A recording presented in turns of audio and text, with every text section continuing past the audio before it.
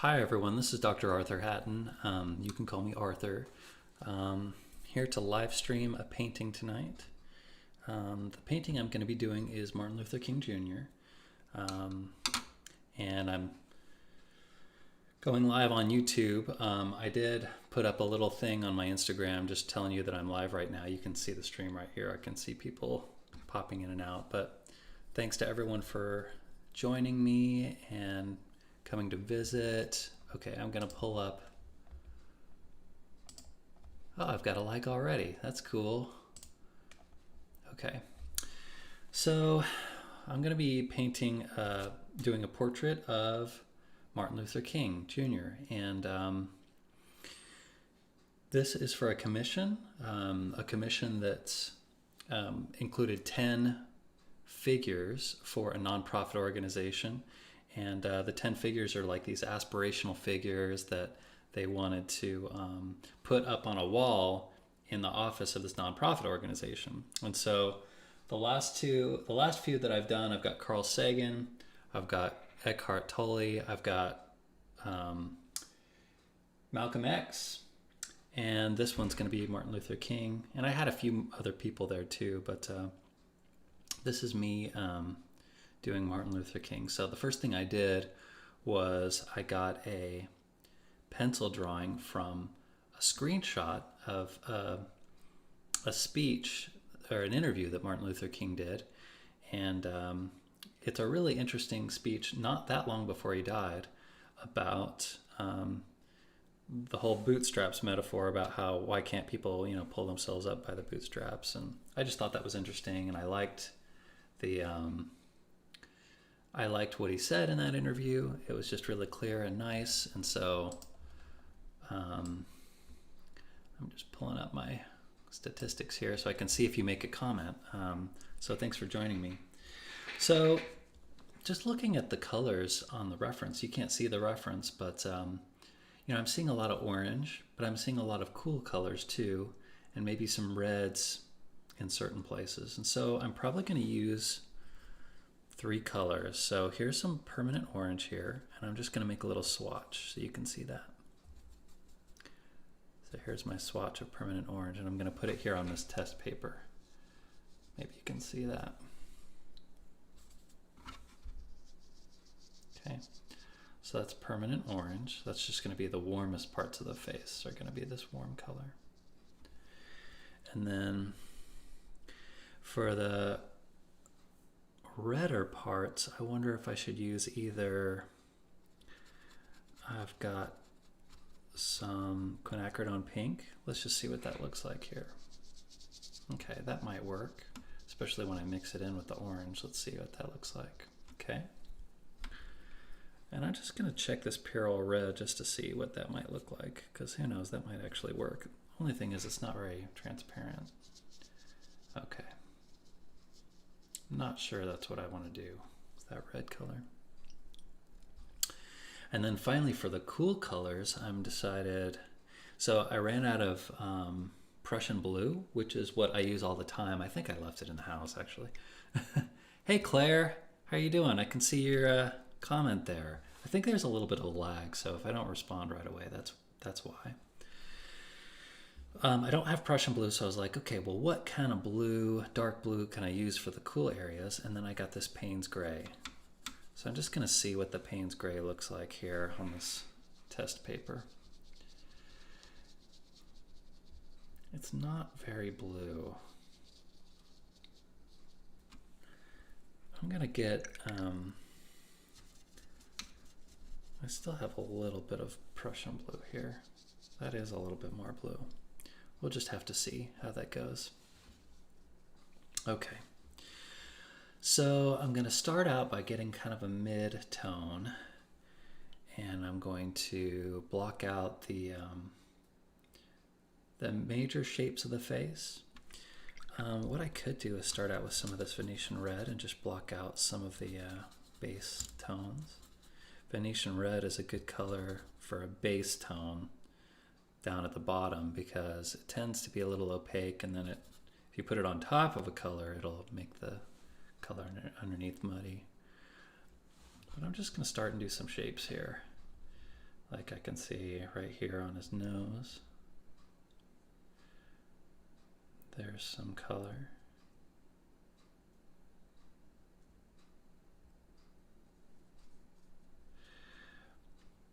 The key, gonna sketch while I watch you paint. Hey, that's great. You can sketch along. That's cool.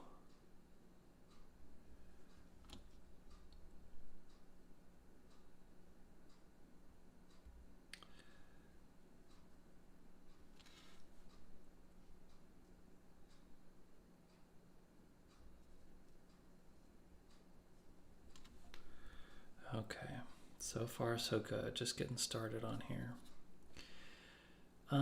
I wonder if I should zoom in. I can actually zoom in. Let's see. I think I can. Properties. Zoom. Okay. I bet that'll help you better. Save. Okay. I bet that's better. Okay. So I'm just blocking in some shapes here.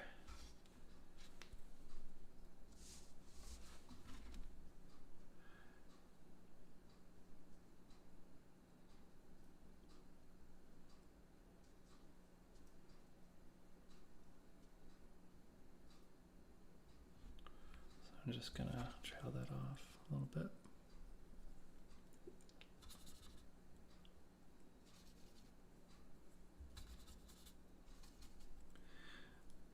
Venetian red, it's kind of like a really earthy red, so it's got almost kind of a purplish tint to it. It's a very interesting color. I'm going to do some of this under his eye. I want this to be a pretty good painting because it's the last one I'm doing for this commission, and I want to go out with a really strong painting. Plus, you know, Martin Luther King was a great man. So I'm not going to just do a crappy painting. So all of these shapes and hi Mariah, all these shapes and things are probably going to get washed out by subsequent layers, but I think you just got to start somewhere with watercolor, so it's important to just go.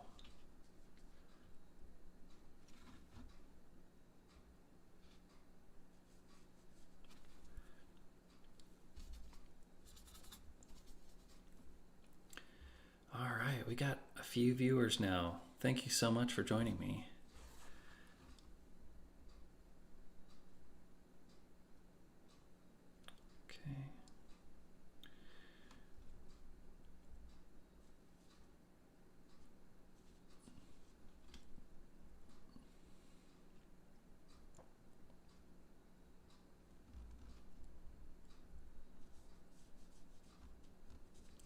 To some degree, I mean, these shapes that I'm doing are pretty arbitrary.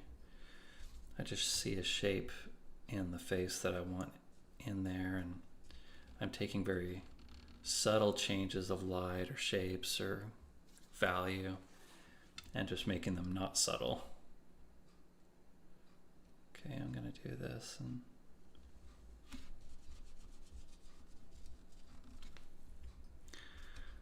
so as we get started, you might be wondering why I'm choosing the colors that I choose. And, you know, oil painters have the luxury of being able to,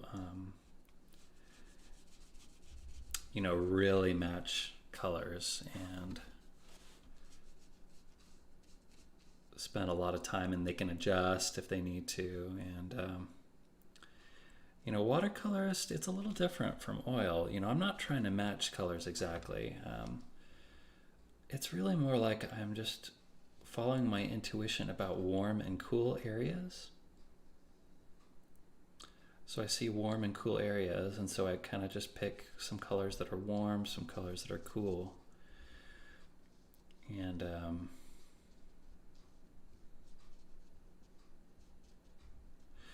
hopefully they blend together. Hey there, it's great to watch you painting. Thank you. Sadly, I can't read your name. Rice. I see Rice, that's all.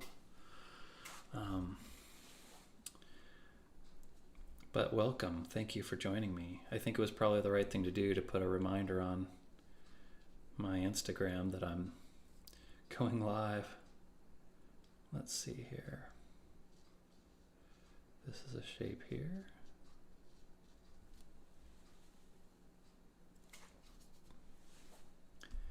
And then here, really gonna pull that down through here.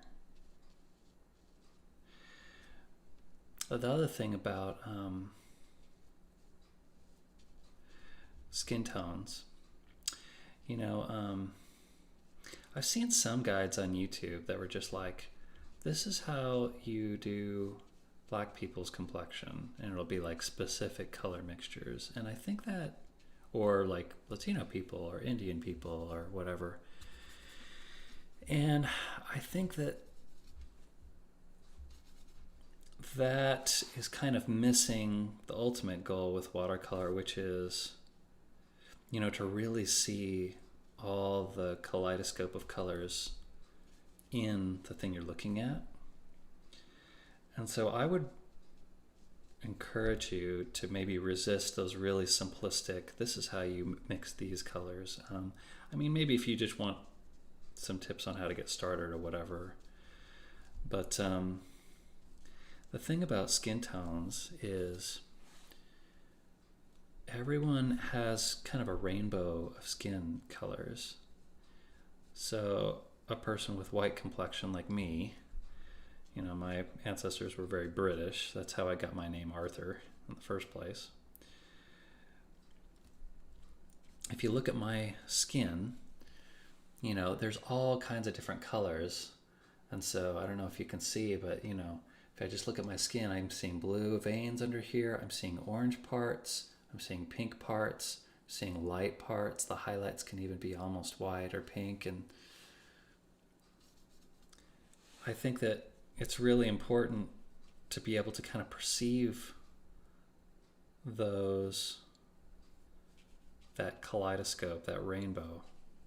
And so then you start to realize that everyone is kind of a rainbow of color. And the other part of that is too, you know, not all black people have the same complexion. Not all Latino people have the same complexion. And so it's really an exercise in understanding diversity too, because just because two people are the same, you know, race or ethnicity does not mean they have the same skin tones, and you can't just apply what you know in one place to another place. So there are black people with very cool complexions. So maybe they have a dark complexion, but it's cooler. Sometimes you see people from Africa with very dark complexions, but it's a cool complexion. You look deep down into the skin, and it's got blues in it, and it's got really cool tones in it, maybe some greens in it. And then you look at Dr. Martin Luther King here. So he's a black man, and his skin is warm toned. It's warm toned, and so underneath the skin you're going to see orange, you're going to see some pink, but then the darks are going to have some reds in them. So next time you can look at a photograph of a person and just see, like, at first all you see is, oh, that's a certain ethnicity or race or something. But when you really look at them closely, you'll see that there's just all this diversity there. And that's something I think we can learn from.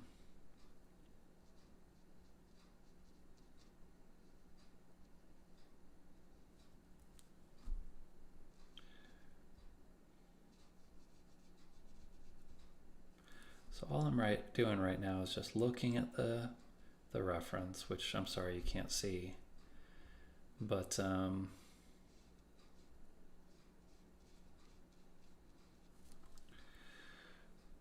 just looking at the reference and looking at what shapes and colors and values and warm and cool are in there.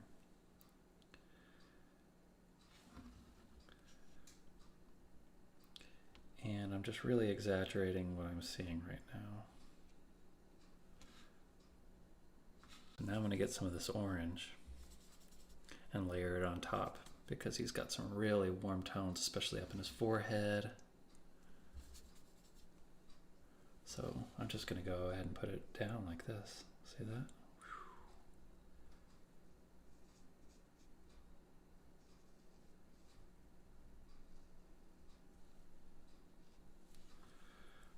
There we go. I've got 6 viewers. Thanks everyone for joining me and listening.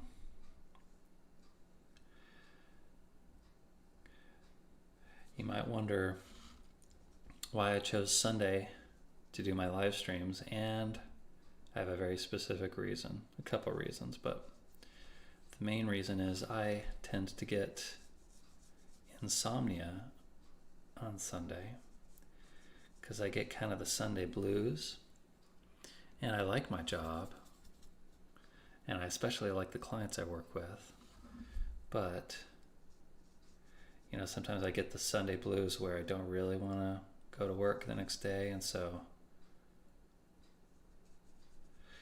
then I stay up too late. So I get insomnia. So maybe you can relate to that. But this gives me something to do. And then when I'm done, I can kind of just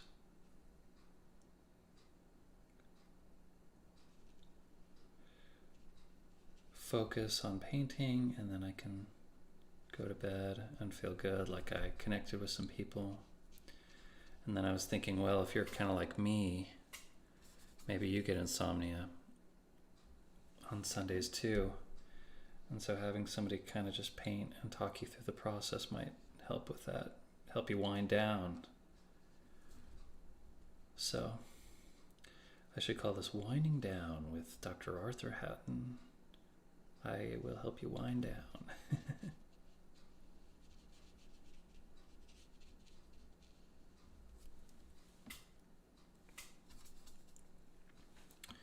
All right, seeing some really nice warm tones here. In the reference, there's a light shining right here on the side of his face.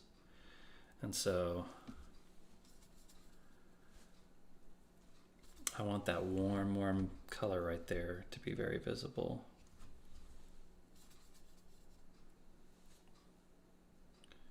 And I'm seeing some warm colors here too, right under the mustache.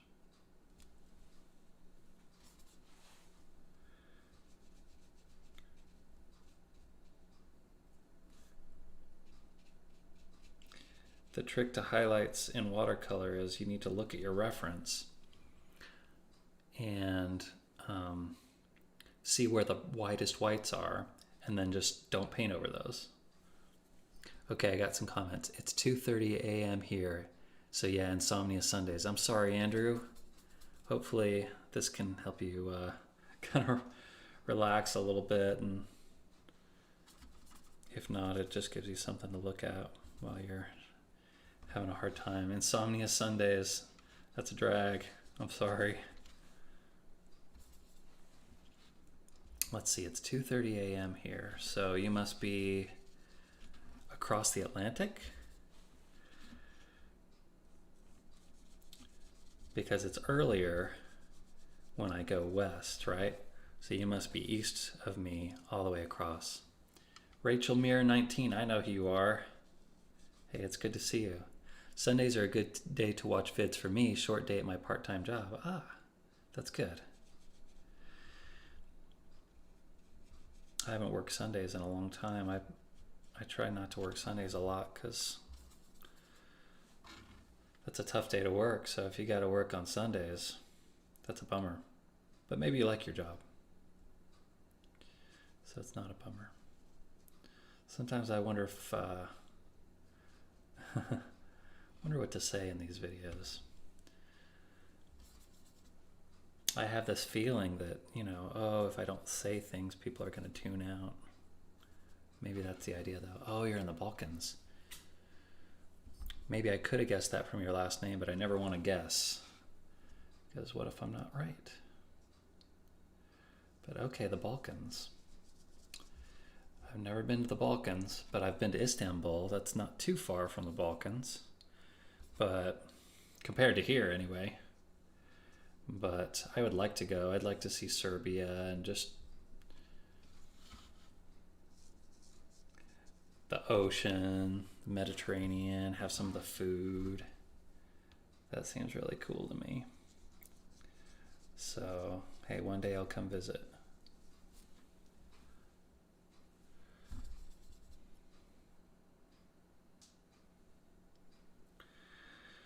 All right, look at all that orange. See, that's some good stuff. And the more layers I put down, the more I'm helping myself kind of see, okay, the landmarks of the face. And I want to strengthen that orange color here. So it's really bright. Days blend for me since I'm an artist. So it's just one day after another. See, my job is a very 9 to 5 Monday through Friday job, and so I'm still on that hamster wheel. But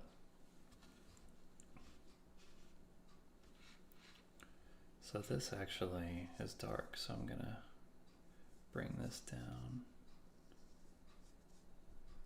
and do kind of a shape here.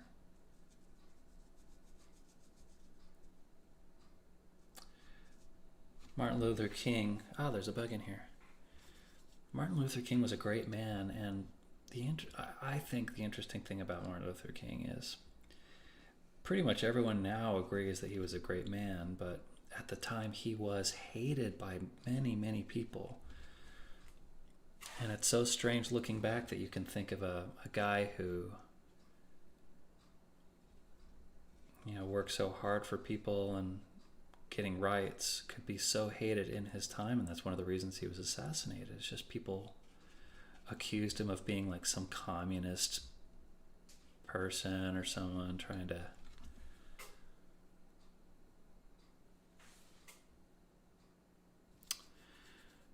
I'm from Serbia. There's a lot of history here, so it can be really interesting. Also, the nature is beautiful. You know what? I bet Serbia is really cool.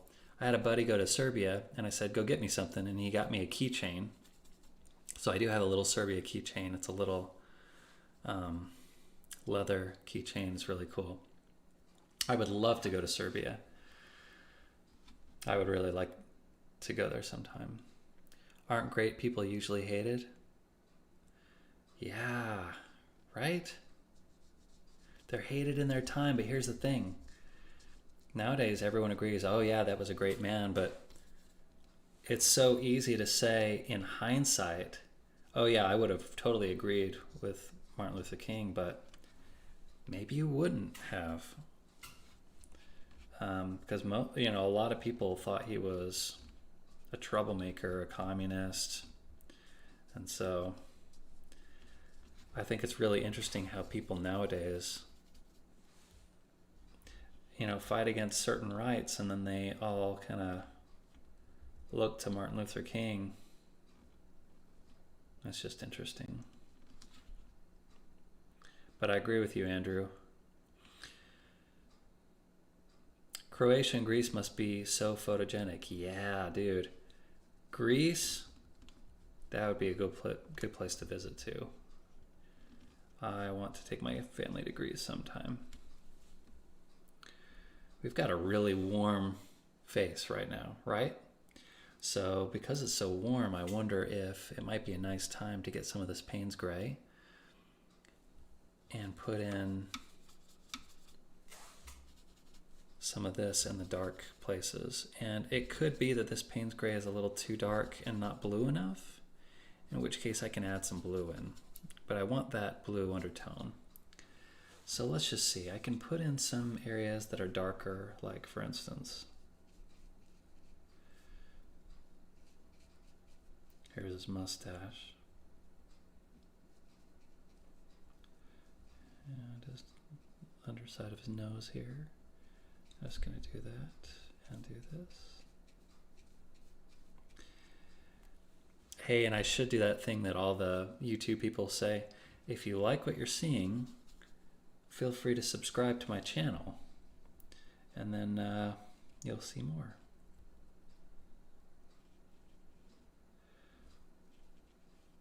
So I'm seeing this is a dark area, but it's very warm, so I'm going to want to warm that up with something later.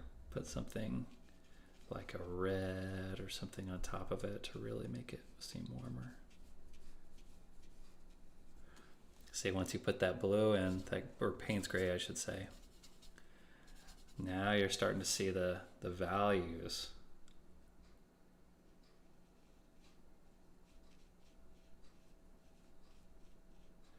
This color is a little opaque. I hope I don't regret using this Payne's gray. But if I do, it's okay. It'll still turn out fine. Wow, thank you so much for having a conversation there in the side with me. It's really nice to have people who are interested in watching.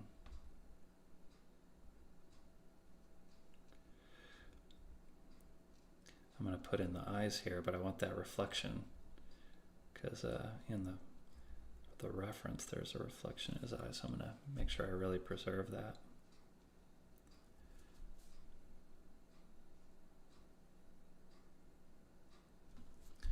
All right. Who are my favorite artists? Thanks for asking, Andrew.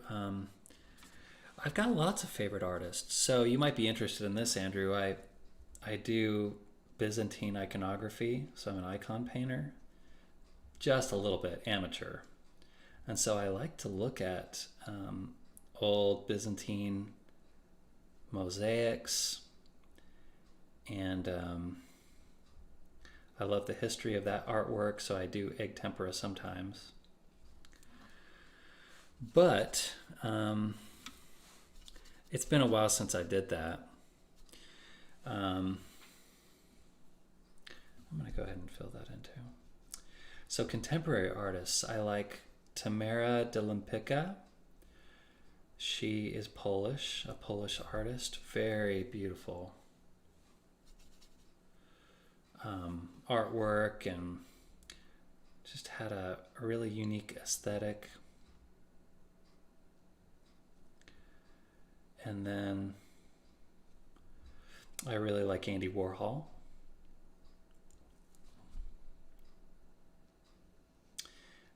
Andy Warhol is kind of a hero in terms of just really learning the system and figuring out how people think, and he just became larger than life. And sometimes I really like larger than life. Maybe that's why I like the Beatles so much. So I'm actually going to pull some of this Payne's gray out this way, because this is a very cool area in the reference.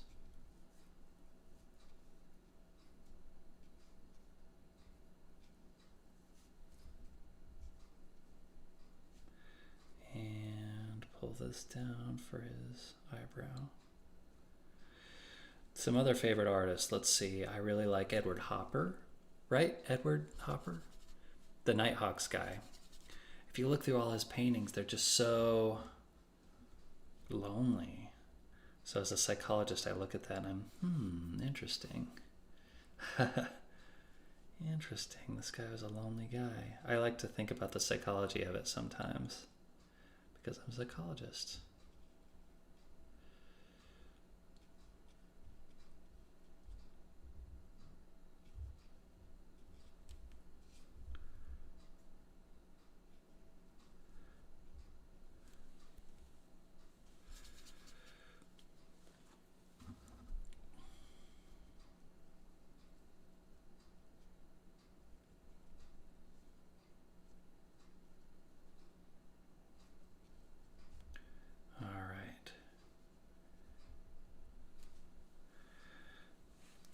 Now it's starting to look like Martin Luther King, huh?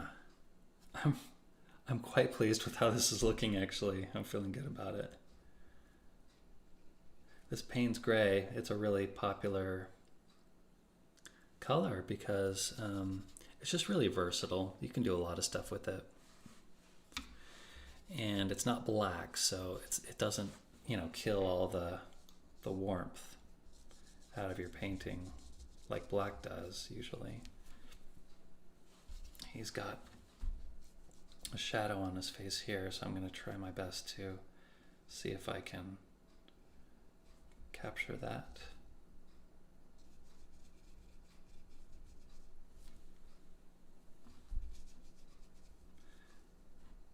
There we go. And a little here too.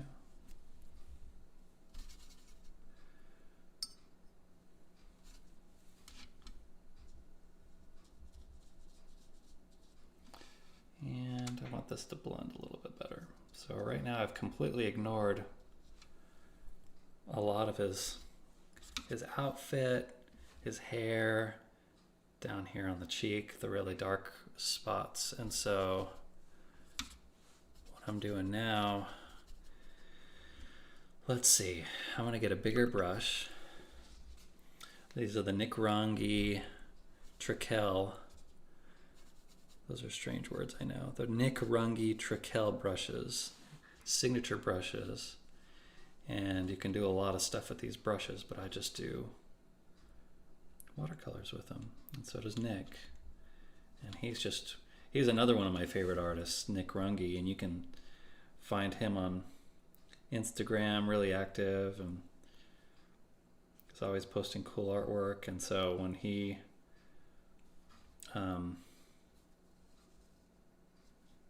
can't talk and focus at the same time. When he said, "Oh, I've got a brush set available," I was like, I gotta buy that set. So that's gonna go like this. So here's his chin that goes down and then up like this. As a psychologist, Beksinskis. Okay. You're going to have to help me with the pronunciation there. I'm interested, though, if he's something a psychologist might like. He grew up in Poland during World War II. Okay. Sislaw? Goodness gracious.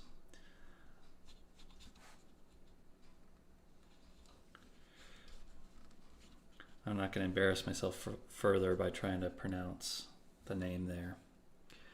8 concurrent viewers. Hey everybody. Really nice to have everyone watching. Thank you for joining me. This is my attempt at curing everyone's insomnia. If you are like me, Sundays are melancholy, not super depressing, but just Beksinski. That's a little easier for me to pronounce.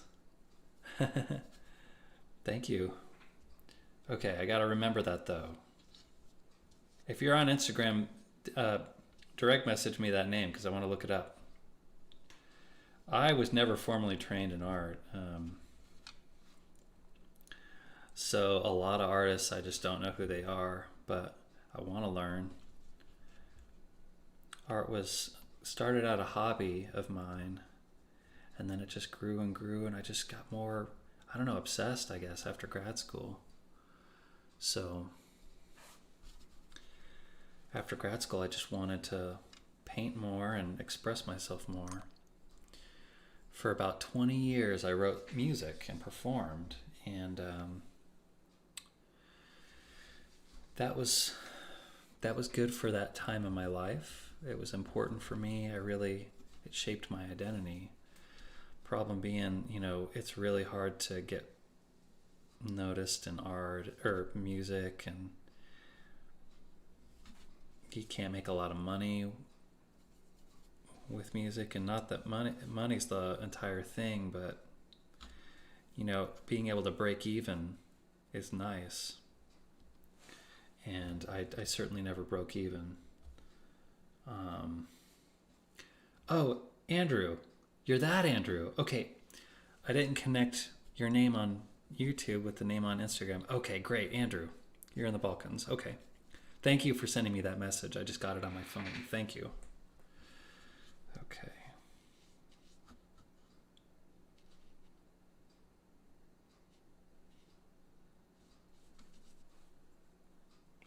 Eventually I need to choose a background color.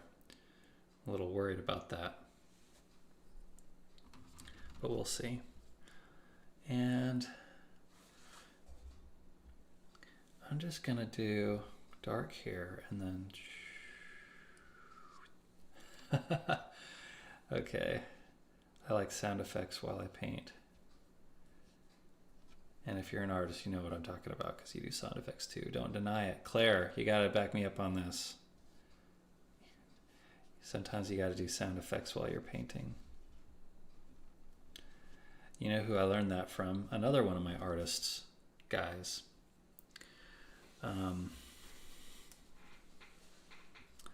Mark Kistler. So there was this guy, Mark Kistler, on PBS. And he lived in my area in Texas where I grew up. And he used to have the show called The Imagination Station where he would teach children how to draw. And I used to watch that when I was little. And so he would love to do sound effects too because it was just interesting for the kids to watch. And so I was really into that show. And I followed him on Instagram now. He was just such a great thing for me as a kid. And I thought he was just like a local guy in Texas, but it turns out people all over the country saw that show. So it's really cool. I want this to be a little darker here. And I'll warm that up later. I have a rep for making odd noises totally. See? When you're an artist, you've got to really physicalize your painting process. Okay, look at that. Okay, I'm actually pretty happy with this. Okay, in the reference photo, I don't know what color his suit is, and it looks like it might be brown, actually. But I'm just going to block in this with some Payne's Gray. Here's his tie. And let's do that. And then do this. Cool. I am liking how this portrait is going. This is the moment when I start feeling a sense of dread because I'm like, I love this and I really don't want to mess it up. But you know what? Like, if I mess it up, you guys won't tell anybody, right? Just kidding. You know, when Bob Ross talked about there not being mistakes in art, maybe he wasn't technically correct, but philosophically, I think he was correct. You know, because what he was trying to do is the same thing I'm trying to do, which is just get people interested in the process of art. Maybe that they can try it themselves. I'm mixing some permanent orange with some, what is that, alizarin crimson, to make this really warm, orangey, reddish color. And I'm going to use this for the darks on the side of the face that's really warm. So, like right here. That looks cool. Look at that, that's cool. I like that. Yes, and I congratulate myself when I paint too. Good job, Arthur. Thanks, Claire. I think it does capture him. I always think it's funny saying that. You've perfectly captured your subject. He's in the basement. You should let him go.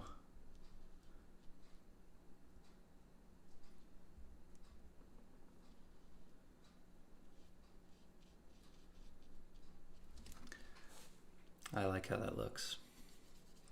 So I'm now looking at the rest of the painting. I'm thinking, okay, where are the other kind of reddish parts. So I'm going to put some here.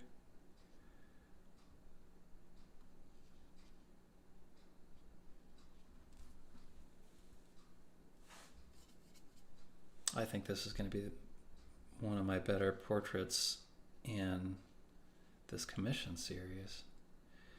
I was a little bit, I pigeonholed myself a little bit because I started doing these paintings. I'm just going to do this for now. And now the whole side of his face is going to be really warm, so I'm going to put this in there. And because it's a commission,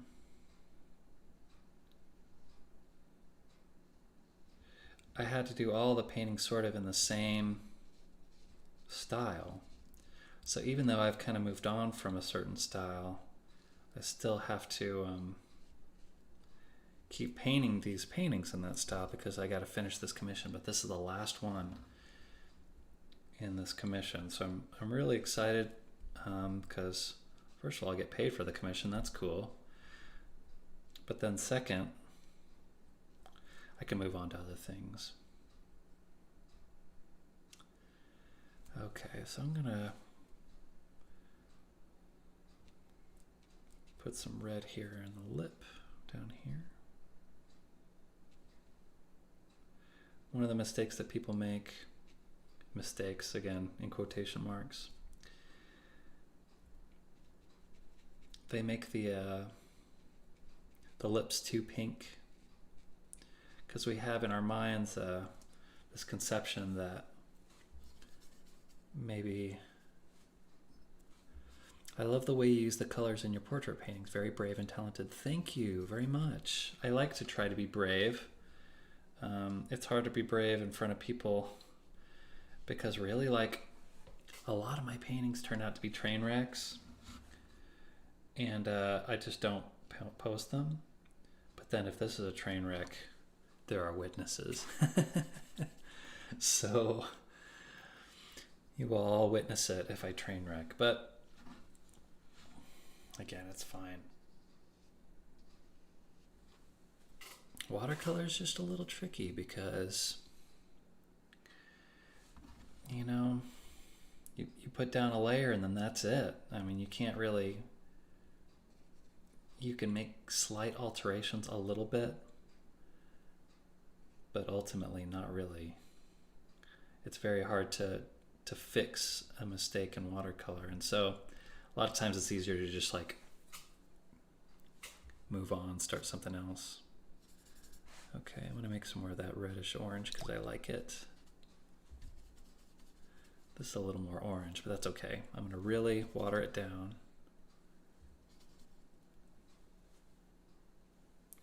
Okay, so what am I doing here? I should think before I start painting. Okay, I'm going to do the side of the nose here. Make this a little bit more colorful.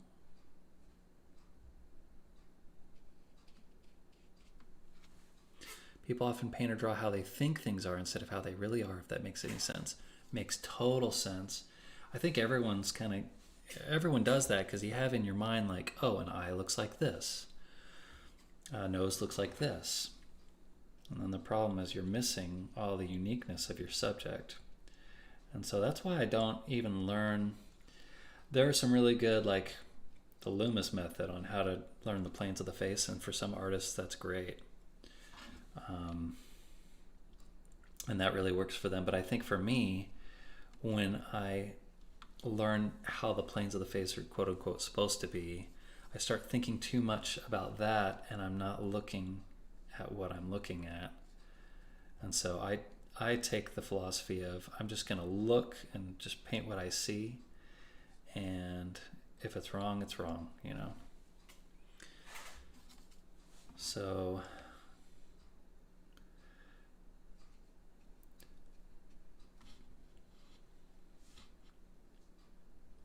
life doesn't always look like we want it to look, and people don't always follow the scripts of how we think that they're supposed to be. And I've certainly learned that as a psychologist, because people are so unique and different. This piece hits all the good sensory satisfactions. Cool. That's good to hear. Okay. What I'm going to do is I'm going to switch to my big brush again. Have you tried any watercolors that are packaged in those little boxes instead of tubes? I find it hard to mix them since I can't pour them into a palette. Yeah, I have the same problem, Andrew.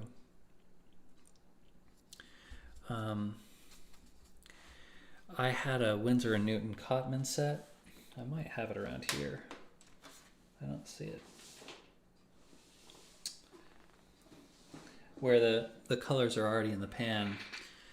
And I agree, I have a hard time mixing those like I want. That's why I have this big thing right here, the big palette that I can use.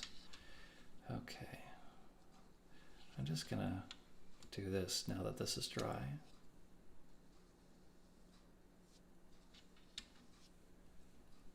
Look at that. That's cool.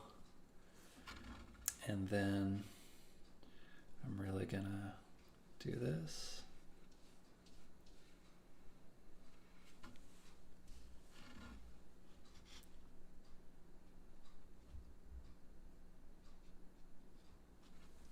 Cool.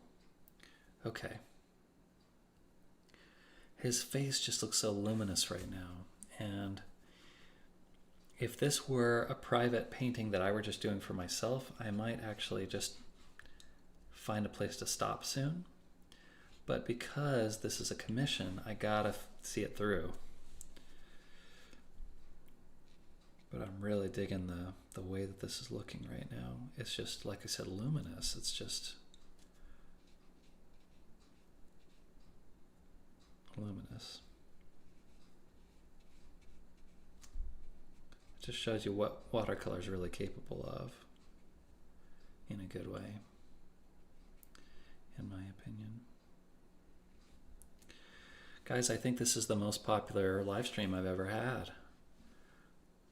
So I really appreciate you all sticking with me.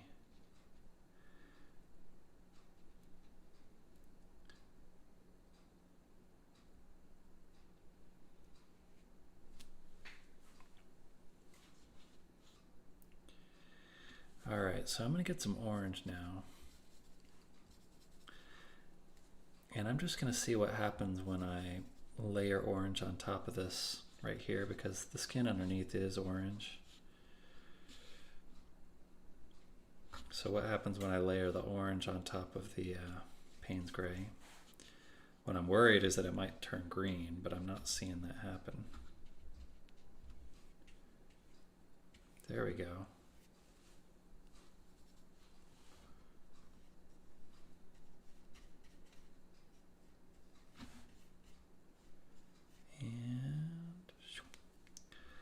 Well, that turned out better than I feared it would.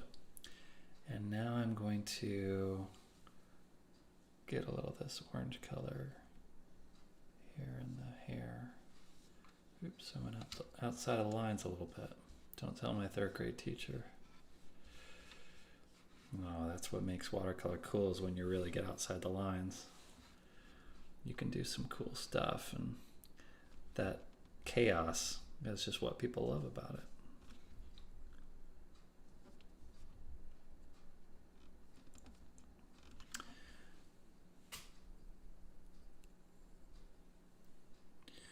Okay, so where am I at now? Ferris accent. Hi there. Hi. Hey. It's a new person. Thanks for commenting. Welcome.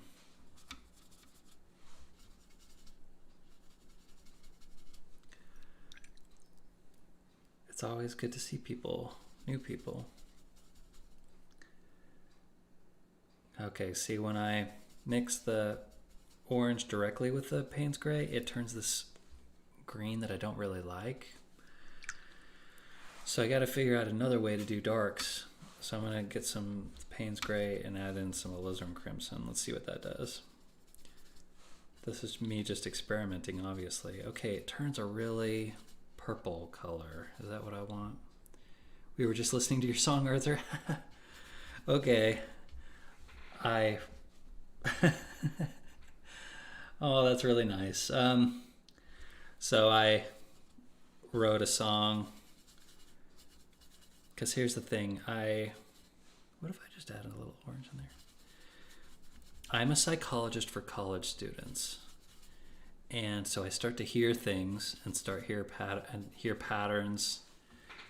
And there is this just every young woman, college age, that I counsel seems to have had at least one experience with a dude sending an inappropriate photo, unsolicited, completely, in an attempt to what? To like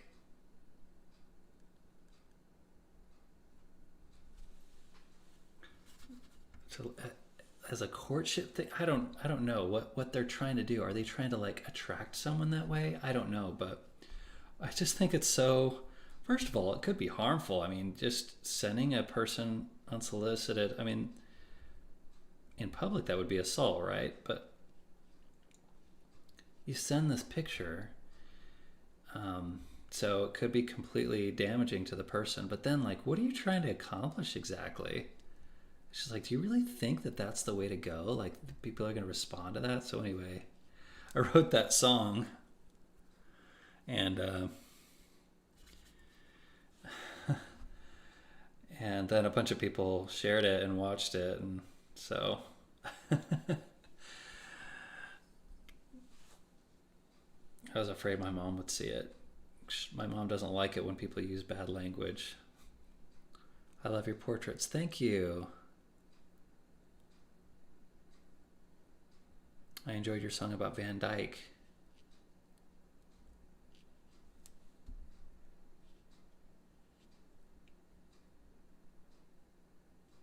All right.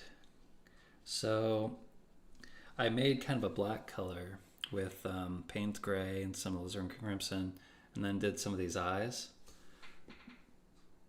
But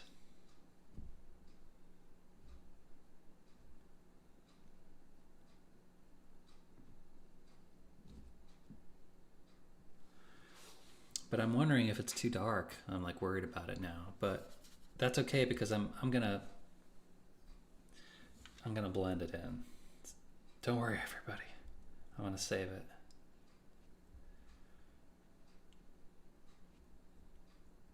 I can fix it.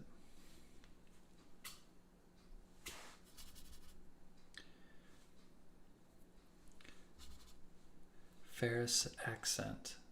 So I want to say your name must be Ferris, and you're an Instagram friend. Thank you for joining me, and thank you for the compliment about my portraits. I love doing portraits, and my friend Claire was saying that like it captures a person's essence, and that's really what I'm trying to do. It's like if you can really get the eyes right and the overall just look, it's just like the person's there. I just love that, and I love nonverbal, so I like body language, and I like thinking about how people, their facial expressions. So I really like doing portraits, and I know they're not the easiest to do, but I've just worked really hard to try to come up with my own style and something that people would want to see. So, and I'm just so glad that somebody is watching and talking and participating. It's just very nice. So I'm going to do the nose here. You know, it's validating because I'm not a YouTuber. Like I don't know much about how that works, but you know, people have told me I have a soothing voice and I like to paint, and I'm a psychologist, so I like to connect with people and provide something useful for people, and so hopefully this serves that purpose for people, or whatever reason you join in. 10 concurrent viewers there for a second. Wow, I'm just so pleased. Thank you so much, everybody. Okay. And I am just really digging how this portrait is turning out too. So this is a really good day to have a bunch of people showing up, because I'm happy with how this is going.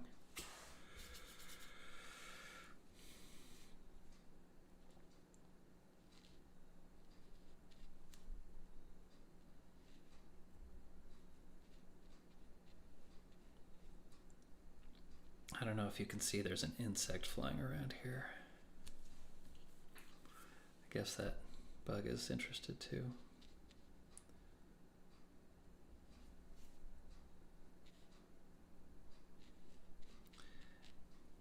And again, like I said before, if you're digging this, please subscribe to the channel, and then you can see the next one and the next one. I want to do this every Sunday. It's kind of like a Twitch stream, I guess. I think having friends with courage supporting your art helps. Yeah, totally.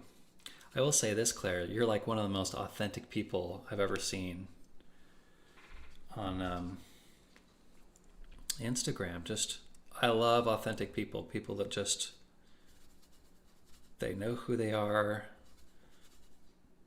and they're interesting. And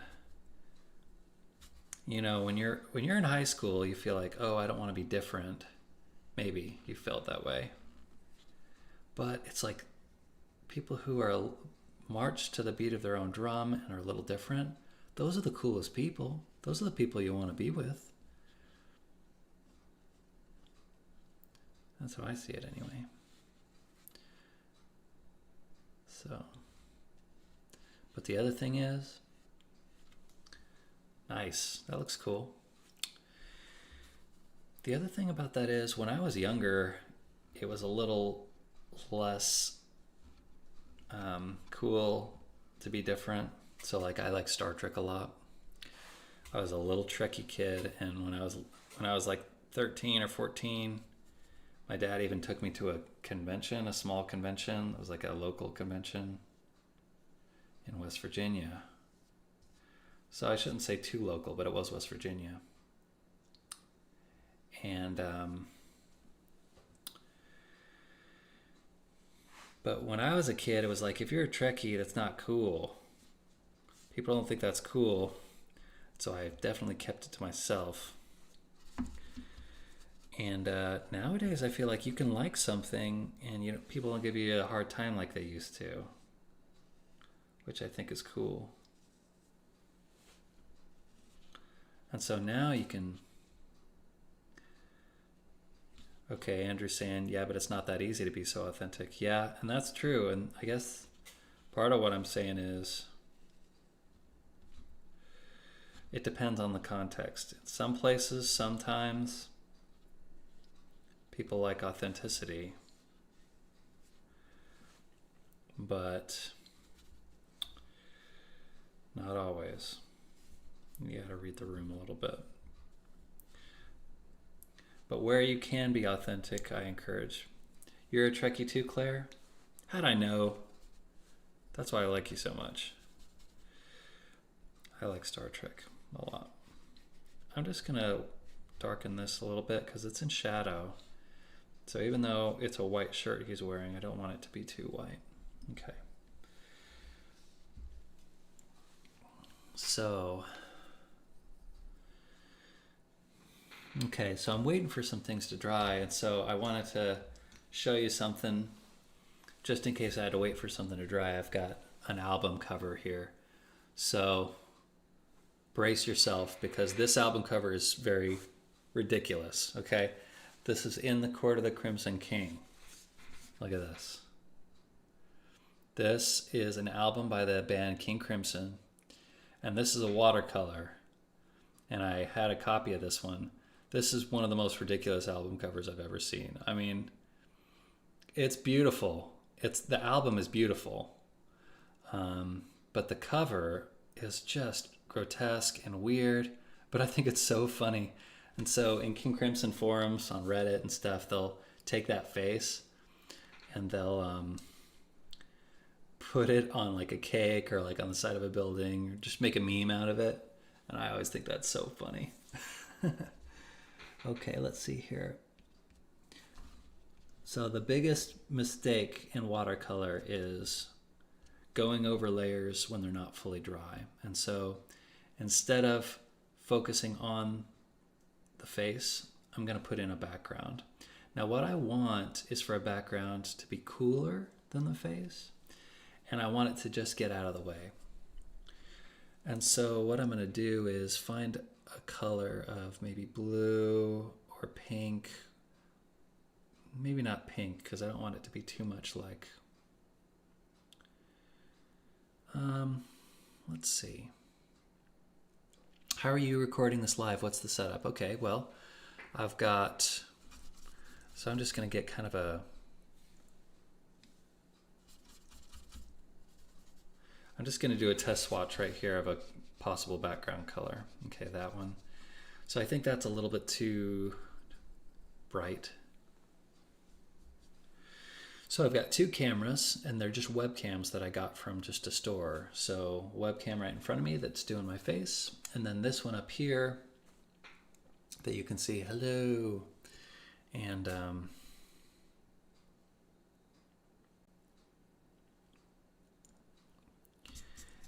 then I'm using OBS Studio. Okay, this blue is really bright, but I kind of like it. And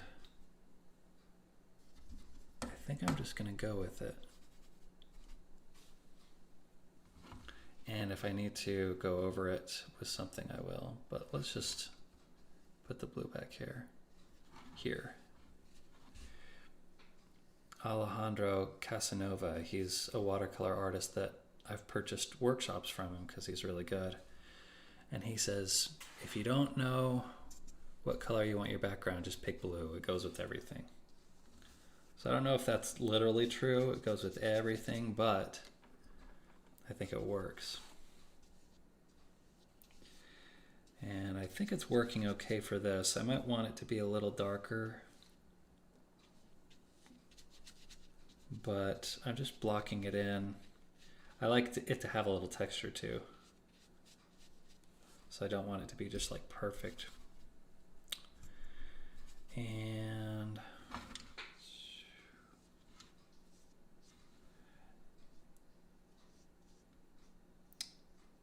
I'm being a little scatterbrained, but to finish answering your question, I use OBS Studio, which can actually splice the two streams together into one, and then it automatically goes up into my YouTube. And that's partly why I'm doing this on YouTube instead of Instagram. Is now I like how that looks. That looks cool. YouTube, it just makes it easier for you to get your setup in OBS Studio and then pipe it to YouTube. Okay, I'm just going to touch this. Okay, that's dry, that's dry. That's still a little damp, so I'm just going to avoid this down here. So let's see, I want to get some more of that dark color, and this time I'm going to add dark with some alizarin crimson. And maybe some orange too, permanent orange. Okay, so this is kind of a muddy color, but let's see, is that what I want? Let's get some more of this. Really, I just want a dark, warm color. So it's a shadow, but it's warm, okay? And anything that's on the warm side of the face, the warmest side of the face, that's dark, I'm gonna add this color. The blue is highly complimentary. Thank you. Okay, Ferris. I sure hope your name is Ferris, and I'm saying that right. What brand of watercolor are you using? So Payne's Gray is this Daniel Smith right here. I got a tube of it.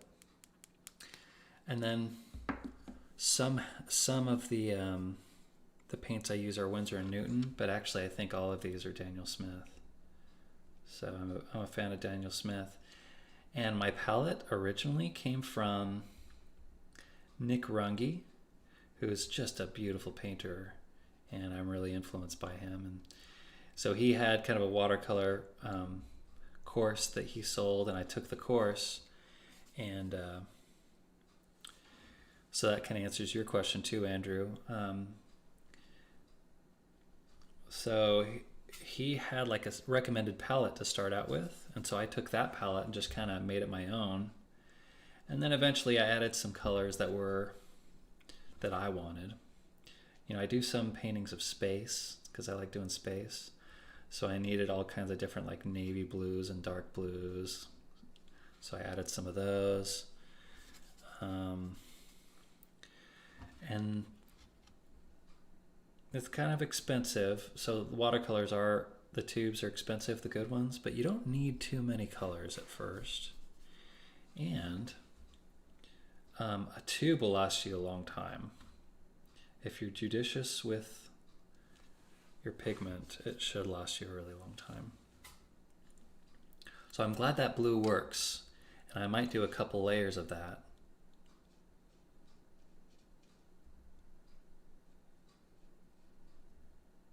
If it's working.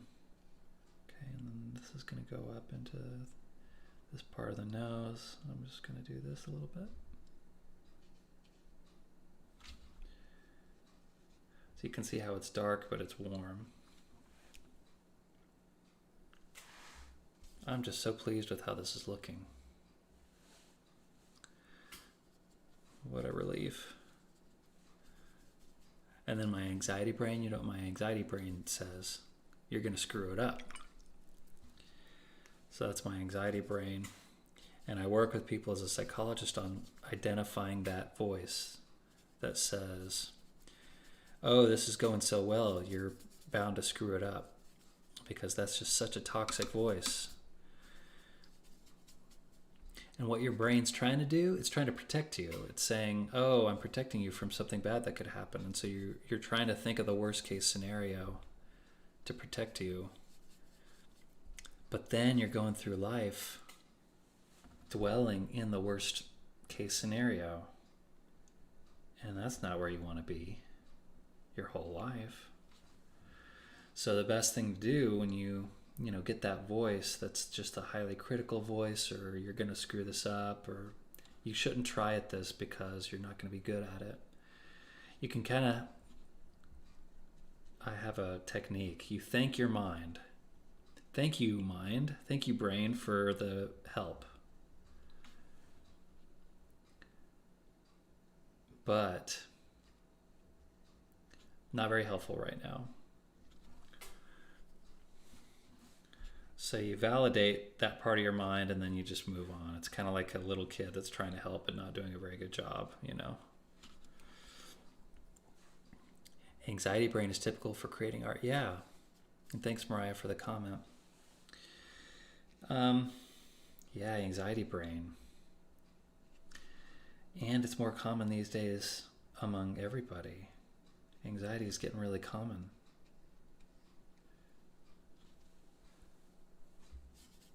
I don't know why I've neglected this upper lip, but another trick to doing lips with watercolor, the top lip is always in shadow. So that top lip should always be really dark.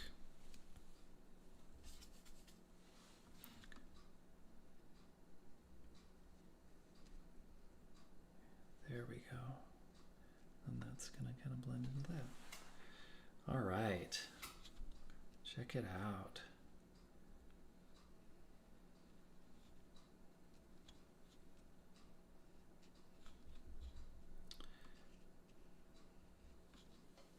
Cool. Look how cool that looks. My girlfriend named that negative voice Negative Nigel, my alter ego. That's great. Tom, thanks for the comment, Tom, and thanks for joining us. Negative Nigel, yeah. So that's a good technique too. So we say you externalize your anxiety. You you kind of view it as a thing that's maybe a voice that's in your head, but it's not you. It's not your whole self. The upper lip just made it even better. Yeah, I think so too. I was really happy with how that turned out because I did it, and then it just brought the whole thing to life, didn't it? I'm going to use some of that dark here, water it down, because it's still kind of like a cool dark, and just add some of this, and some of this. Any thoughts on the increase of anxiety? Yeah, so one of the important things that about psychology that I saw really early on, somebody made a comment, resist monocausation, meaning when there's an effect, you shouldn't assume that there's just one cause. And I think that's really important because everyone has their own theory. Oh, this is what's wrong with the kids today. Oh, this is why anxiety's gone up. This is why kids have ADHD. And so they'll say things that I think there might be something to it. Like, for instance, electronics, screen time. But then there's also the economy. It's hard to find a job. Wages are stagnating. And then the environment, climate change. There's a lot to be worried about in terms of, what might happen with the environment. And so I think that there are a lot of reasons why a person nowadays might have anxiety. And I don't think it's any one of those causes. I think it's probably a combination of a lot of those causes that's causing people to get anxious. Politics, I think, are a big part of it. And some of those causes are complementary or work together, right? So I think social media... See, now I'm just lecturing. You get me talking about psychology and the media. I did my dissertation on the media and how it increases prejudice, actually.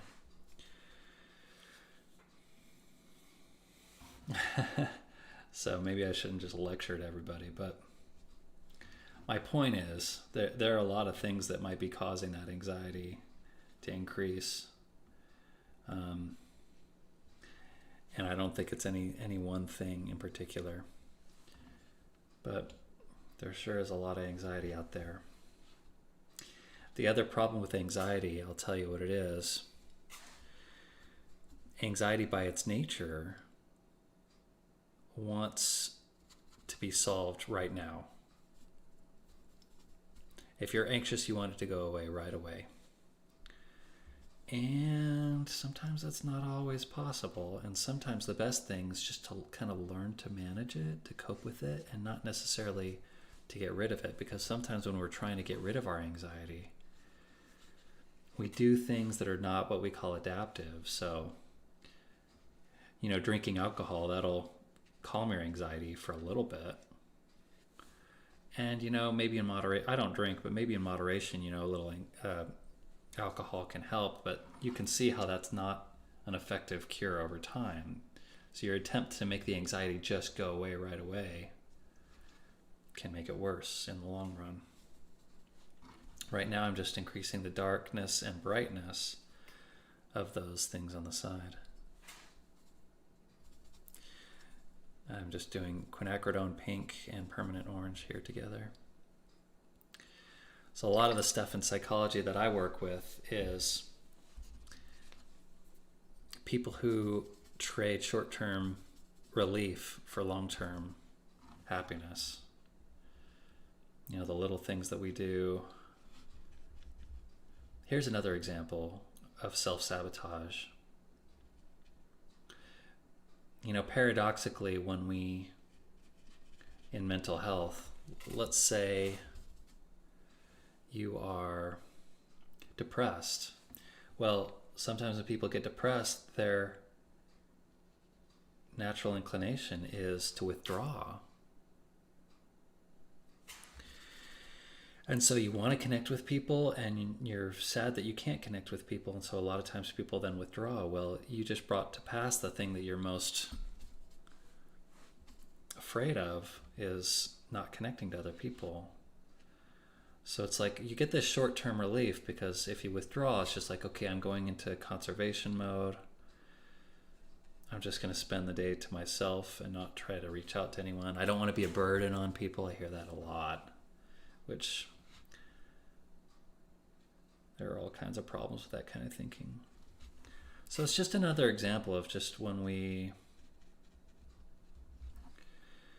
lot of times when we have a mental health problem, we kind of paradoxically sabotage ourselves trying to get some sort of really short-term relief, and then it can cause all these long-term problems, or just problems in general. Oh, I missed the comment about anxiety. Maria, I agree, but I don't mind that anxiety. The anxiety, which is like excitement, feels good in a bittersweet way. So actually, one of the techniques for dealing with anxiety in a performance type setting is to reframe it, to tell yourself it is anxiety, because Mariah, you're right. Anxiety and excitement are very related psychologically and physiologically. And a lot of times we get this burst of excitement, and we don't know what it is, and then we just interpret it. And however we interpret it, that becomes our mindset. So we can get this rush of excitement, but then we interpret it as dread or anxiety. And that has a negative connotation to it. But right now I'm just blocking in the background here. But if you can reframe it and say, you know what, I'm not anxious, I'm excited. Well, physiologically, you might be right. I mean, physiologically, it's about the same. But excitement gets you moving, it gets you motivated. You perform better that way. So anyway, so neat watching each layer. Okay, I hope your name is, you pronounce it Talitha? Uh-oh, my phone just died. So anyone looking for my live stream on Instagram, they're going to be lost at this point. Talitha? I've seen a lot of watercolor landscapes being painted, but hardly any figures. I like noticing the commonalities and contrasts. Yeah, so there are some similarities, but the way that I do figures and faces is a little unique. And so I don't know if it's generalizable to landscapes. Okay, I'm just testing this here because I want to make sure it's dry before I do anything. I'm going to do the ear here just because I'm going to wait for that to dry before I really add any more layers.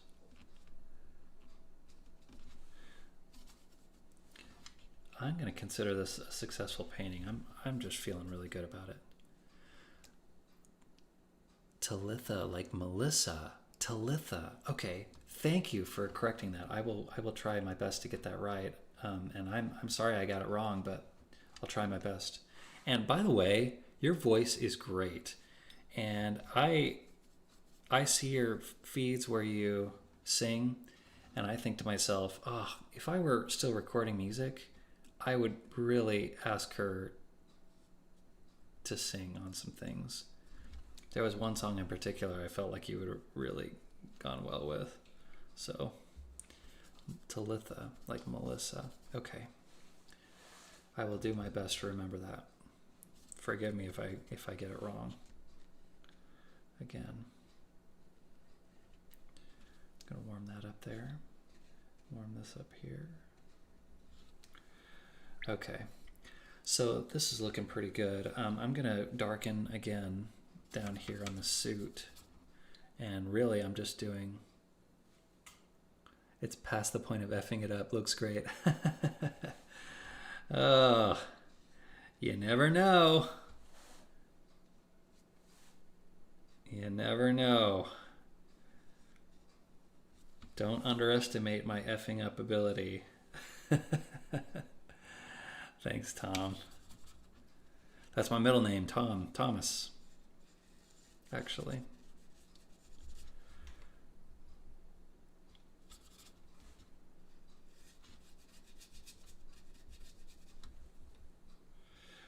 Really, I think the face is almost there.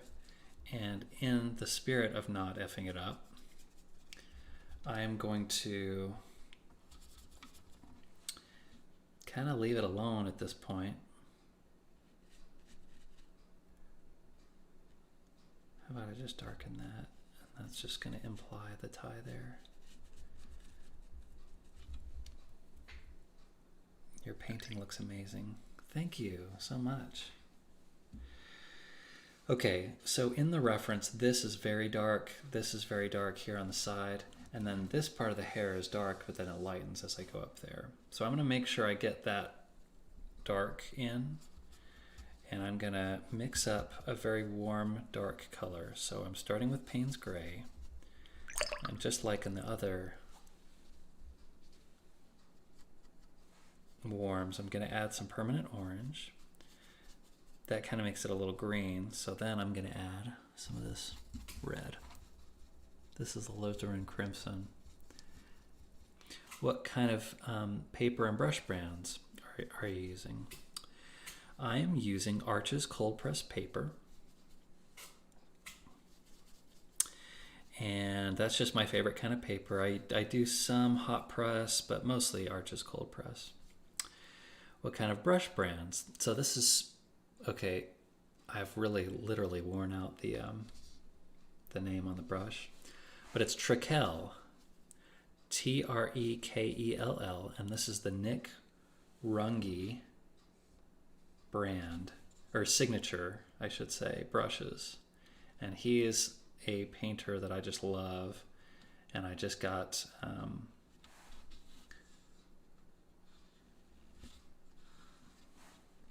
an art book by him, actually. So I'm actually going to paint over that because it's not very useful. This the paper's still a little damp in that area, but I think I just need to do this because it needs to be really dark. And then as that dries, it'll lighten up.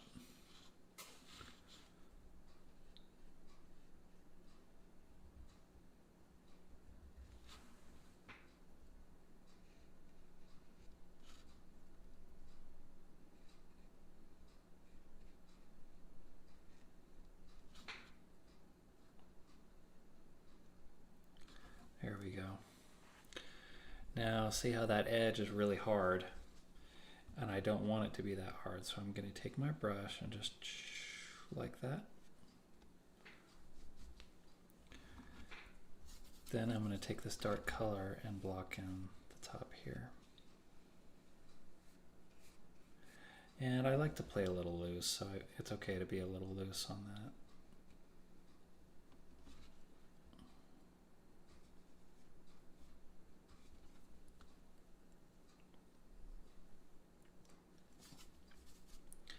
And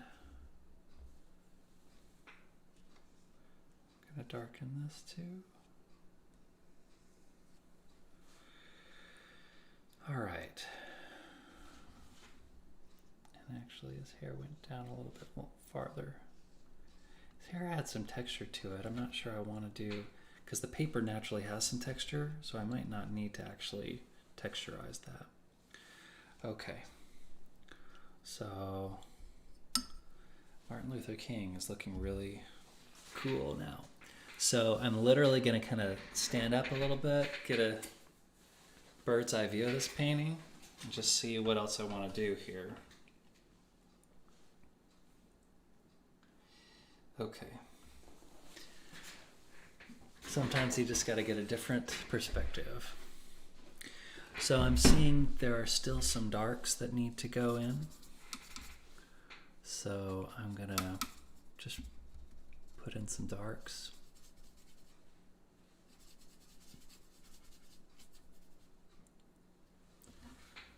For instance here. And this will add some depth too.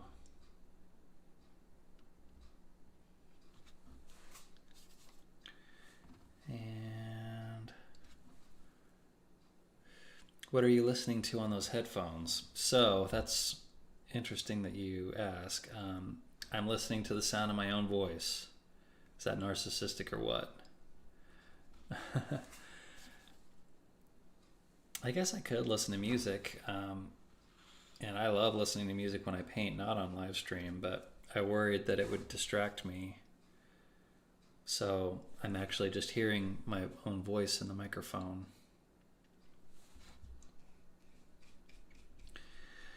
But normally I listen to all kinds of music. I've been listening to a lot of blues lately, but I love progressive rock, and I love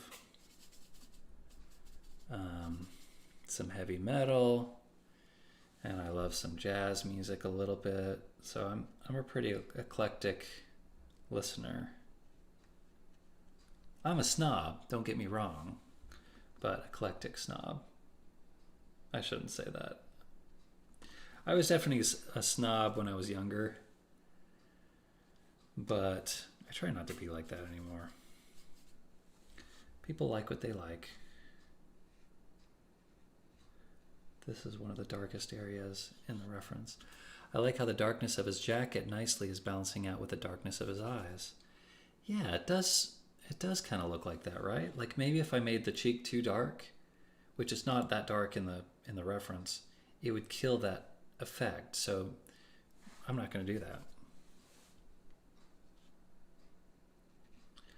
Guys, I gotta say, it feels so good that you're all just sticking with me and watching. I know I shouldn't act so incredulous, right? But it really is nice. Don't act so surprised, Arthur.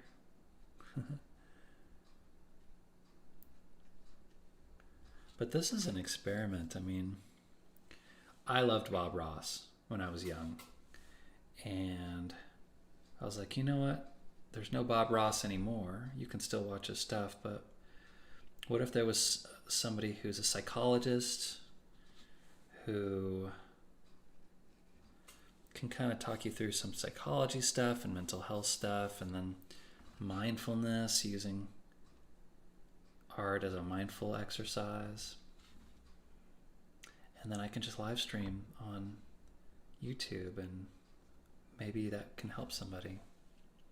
But highlights in the lips, cheeks, nose, forehead, make it pop. Yeah, I'm not going to mess with those. I mean, I might add maybe a little bit of blue tint here to the cool side, but I don't want to use black, and I was worried. Yeah, it's Payne's Gray, actually.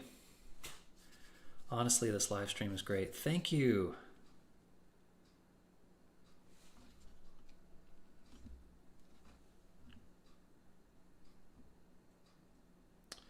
Okay, this is still damp, so I'm not going to mess with that at all. I am going to do this tie again. But I'm playing it really loose there with the tie because I don't want people's eyes down there too long.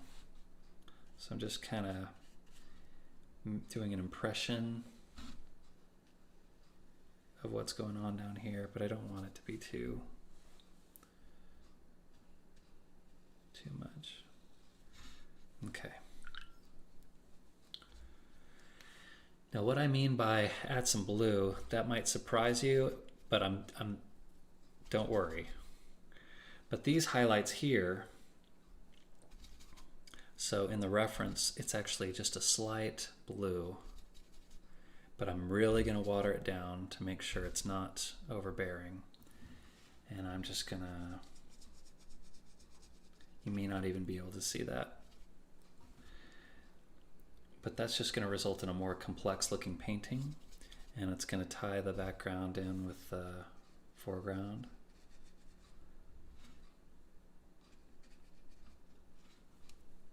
So yeah, that's it.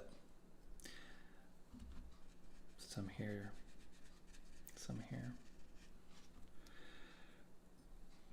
The other thing is the whites of people's eyes are not white.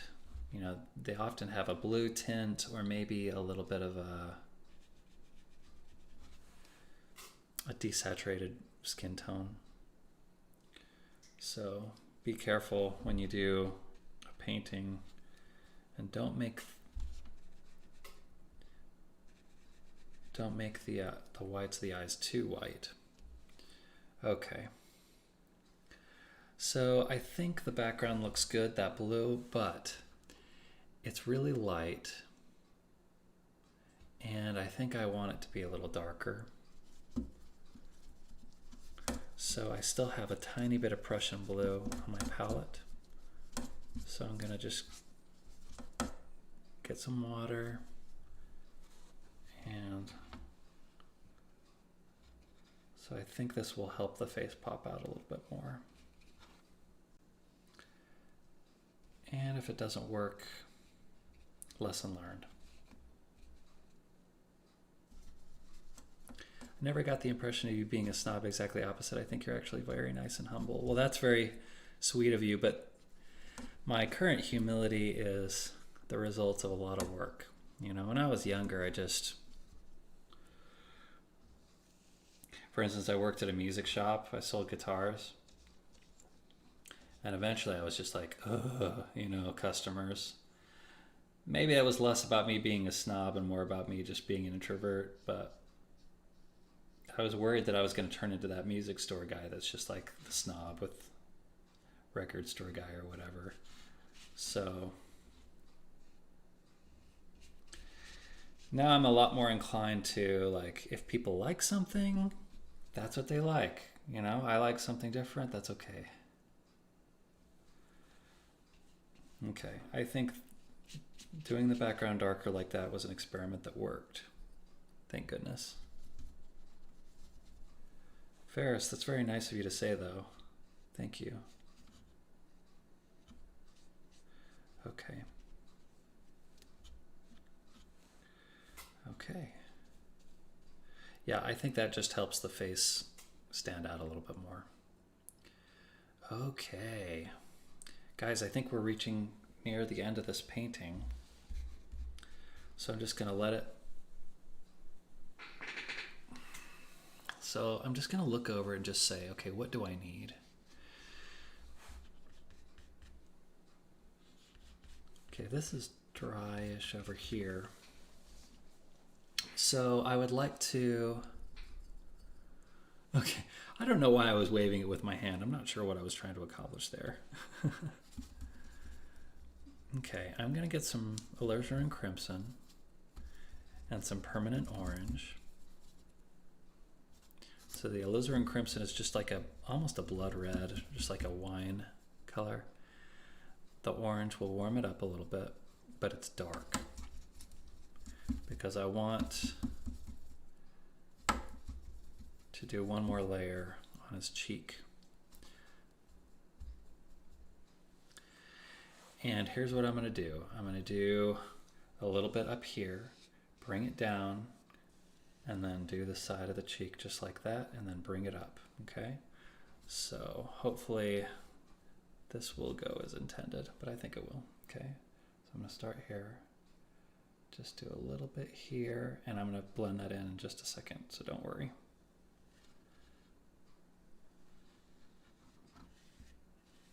Not going to scrub too much.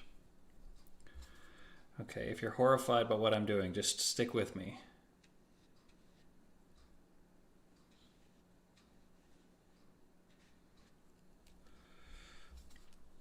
Because one thing you need to know about watercolor for sure is it's gonna dry lighter than you think.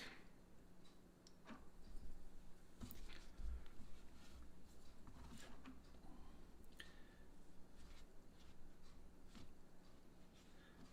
this is gonna go like that. There, okay. So So I don't want that edge to be quite so hard. So I'm just gonna like blend it in. And then here, blend this a little bit. There. Okay. So you see what I did? That darkened all that area. In fact, I'm gonna get his lips here too.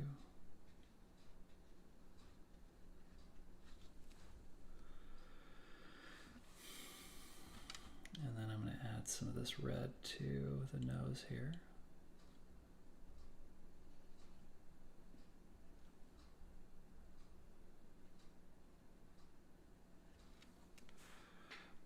All right.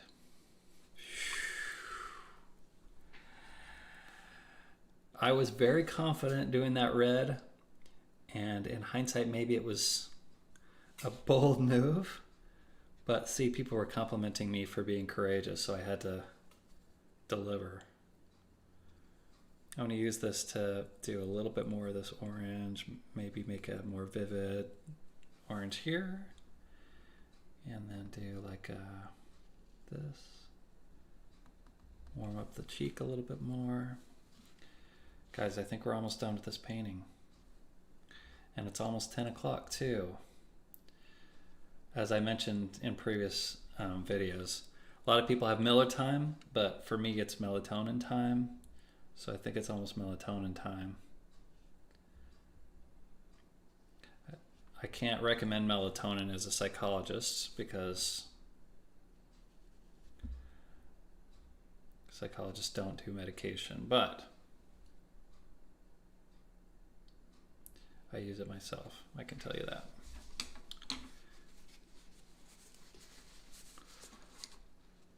So I'm looking here and trying to find, you know what, I want a little bit more of a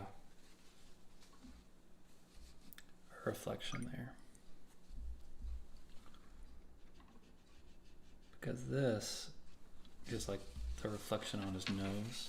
So I'm just using this paper towel to kind of, there we go. I didn't want to lose that.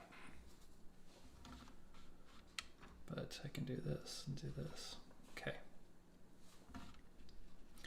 So this is the stage where I'm really just looking at the reference and just putting in little things that I think I'm missing. But for the most part, I think I'm basically done, guys.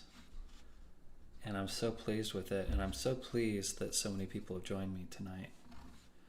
This is a really nice day for me. It really feels good for people to join me.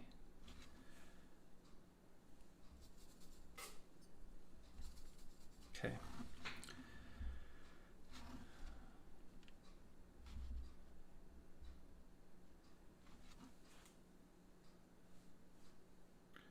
All right. And a little bit right above his lip here. Now, I'm probably going to post this eventually on my Instagram, but you know, a lot of times when I do a painting like this, I'm doing little adjustments to it and little tweaks. Ooh.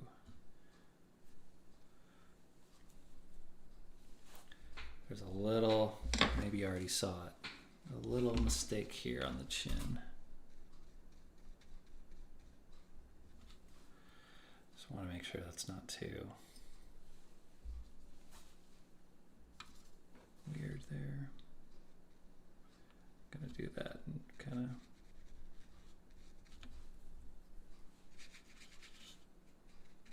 blend it in. So yeah, you're gonna see probably a version of this up on YouTube or Instagram, but I might make some tweaks to it, or once it completely dries.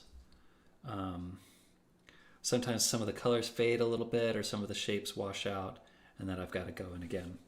So given that this is very saturated right now, I think I'm just going to call it good for now, and then bid everyone a nice evening. So I'm going to put my signature, or my artist signature right here, Art 21. Y'all, thank you so much for joining me. It's been such a pleasure. I'm so happy that so many people joined me. on such a long, I mean, an hour and 40 minutes for this painting. So I really appreciate it. Please stay in touch. Please say hi to me on Instagram. And hopefully, fingers crossed, I'll be doing this again in 1 week. So I will see you all then. Take care. Have a good night. See you, everybody.